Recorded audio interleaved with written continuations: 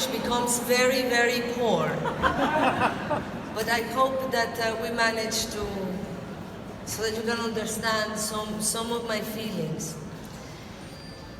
I discovered Frida Kahlo when I was 14. A friend of mine, I was so lucky that she showed me some of her paintings. I thought they were disgusting and scary. I remember two of them, especially, one of them was my birth, and the other one was unos cuantos piquetitos. And this one is about a guy that, she read an article in the newspaper about a guy that gave like 42 stabs to his wife and killed her, and they say, why did you do 42 stabs? And he said, well, it was only a few small snips. But I was really shocked, and then, although I didn't like it, it haunted me. And I wanted to go back and look again at these very disgusting pictures that through the years I learned to love, and that have been so important in my life. I want to know more about the artist, and then I started learning about Frida when I was 14. I'm 52, you do the math. No, I'm 51! Oh my God! Not for long, but I'm still 51. And anyway, she changed my life in many ways. I remember one of the first things that inspired me also to do the movie is that everybody was seeing her as a victim. She was a woman that suffered a lot because of her physical problems. Her paintings, they show all the pain. She was in a lot of pain because of the way Diego treated her. And she was seen as a victim. And then I realized through the years, Frida Kahlo is not a victim. Frida Kahlo is the person that I know still today that has had the most beautiful affair with life. She was incredibly in love and passionate with life. And one of the first clues was the way she dressed. Even though she had so much pain, physical and emotional, she would wake up every morning, and she has said, as you've read many times, I am my own inspiration, I am what I know best, and I know what I want to know the most about.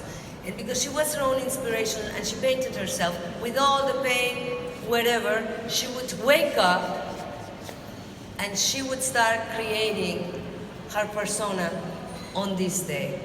She would pick how she was going to wear the clothes, how she was going to do the hair, the hands, the jewelry, the oils or perfume, the rebozo. Then she would go water her plants and cook a little bit and then paint. She painted herself, so the work of art started with herself. For this, her relationship with fashion was profound. It was a part of a work of art that first became alive, and then she painted, you know, flying into the world of the surrealism, that for her it was not surrealism, it was her own reality that she saw in her head. I did a recompilation of every picture ever published of Frida in chronological order, and I saw her whole evolution as how she saw herself. At the beginning, you always see Frida Kahlo with the hair back. Oh my God, I almost hit the hat. Philip, Tracy, don't be angry. It's intact. The hair was, you know, very flat to the back with a braid. Her clothes was simple. She dressed many times as a man. You know, there was one jacket that it was like a cow jacket that she wore over and over again. It was definitely her favorite one. And then already it was shocking because she was dressing as a man some of these times, and it was not well seen. Through the years, things start changing. She starts doing the braids. It was not until the late 30s that she really created the character that it's the most memorable of Frida, which is, I think, around the time when a woman really comes into terms of who you are and learn to know yourself. And but this was very daring because at the time, I'm about to be quiet very soon, be patient with me. At the time, what was cool in Mexico was to be kind of French. You know, this was like, that was seen as very sophisticated to imitate the French fashion. And yes, and nobody was dressing like Frida. Nobody liked her art to begin with. It was not appreciated at the time. And nobody liked her mustache or her one eyebrow. And definitely, when she started dressing like that, she was so not appreciated. But what made me fall in love with Frida was that she had the courage to be unique. She was original. She didn't follow fashion. She created fashion. She created it in a very personal way. The colors make her pain be infused with joy.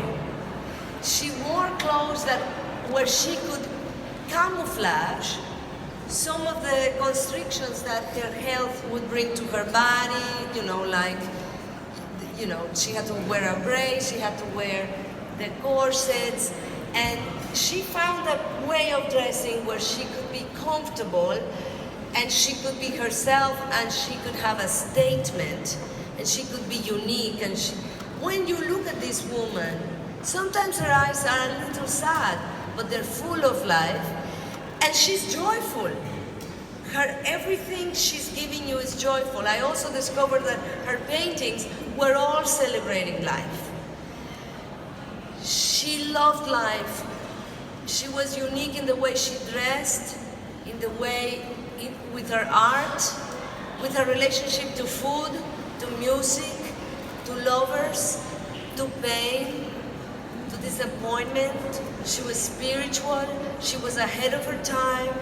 And this is why so many years later, this woman that was not appreciated in any way, she said, in America they see me as a curiosity, but nobody took her seriously.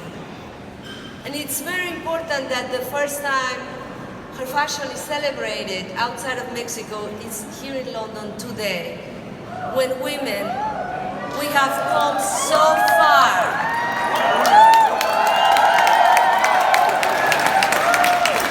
This is our time to be appreciated.